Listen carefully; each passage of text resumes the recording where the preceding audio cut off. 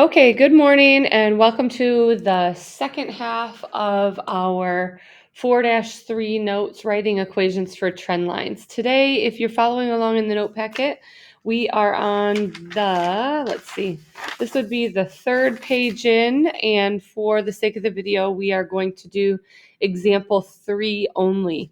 Okay, so continuing our lesson on writing equations for trend lines, we're going to look at this scatter plot here. So on your notes, right, it says the scatter plot suggests a linear relationship between the temperature and the number of smoothies purchased. And so you can see our temperature is labeled by 20s here, and then our number of smoothies purchased are going by 16.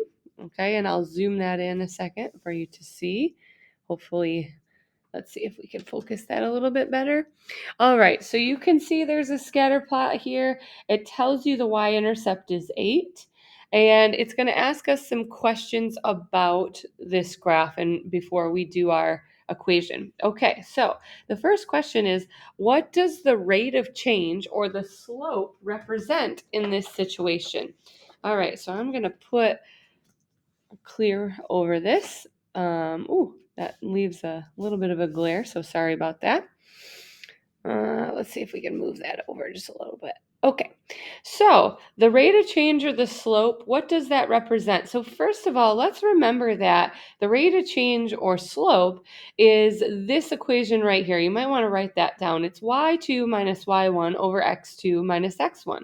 So if we are asked what it represents in a situation, what we're really looking for is our y label over our X label and doing that in words then. So in this case, our Y label, this is our Y line right here, is the number of smoothies purchased in thousands.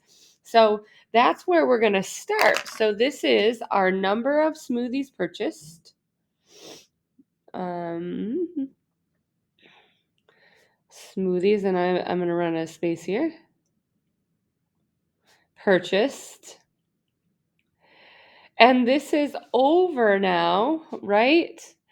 Number of smoothies purchased over our X label. Well, if you look at the X label in this case, it is the temperature, right? So you wouldn't say the number of smoothies purchased per temperature, but you would say number of smoothies purchased per, this is the line means per degree, and it's measured in Fahrenheit. Degree Fahrenheit, right? And it's increasing. So that's really telling us how much the smoothies are increasing, the number of smoothies purchased increases per degree Fahrenheit. Okay.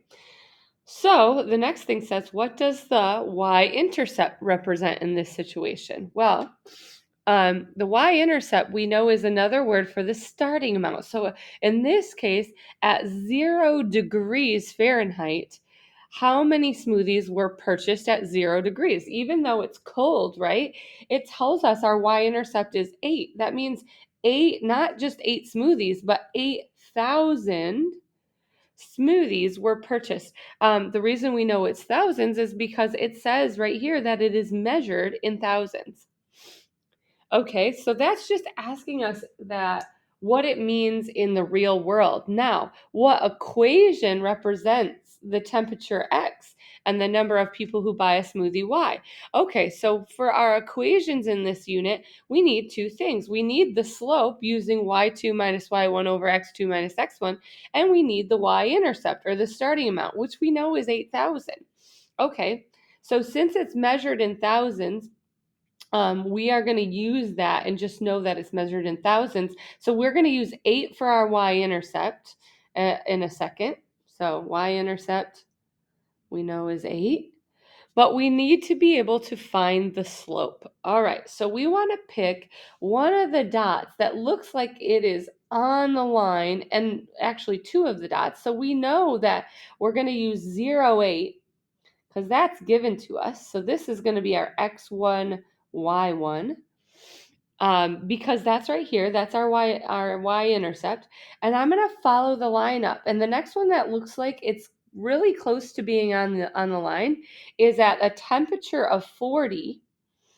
and there's 32,000 smoothies that have been purchased, okay? And that's going to be our x2, y2. And we're going to use our slope formula here to do the slope. So we're going to do 32 minus 8 for y2 minus y1 over 40 minus 0. Okay, well, 32 minus 8 should give us 24. Over 40 minus 0 gives us 40.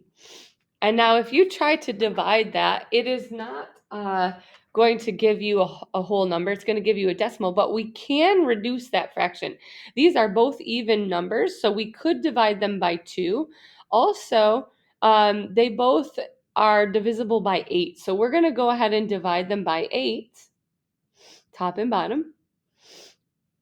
And we're going to get 3 over 5 as our slope.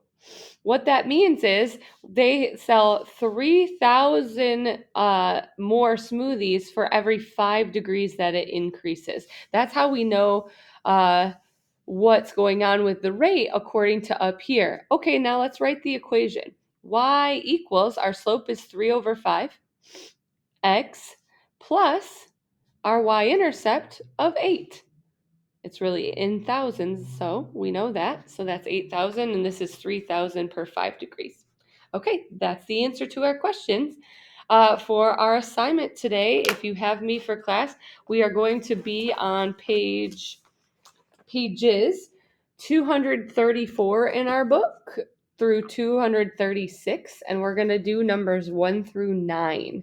If you need help on that, please make sure you come and see me, and I will help you as soon as I can. Thank you. Have a great day.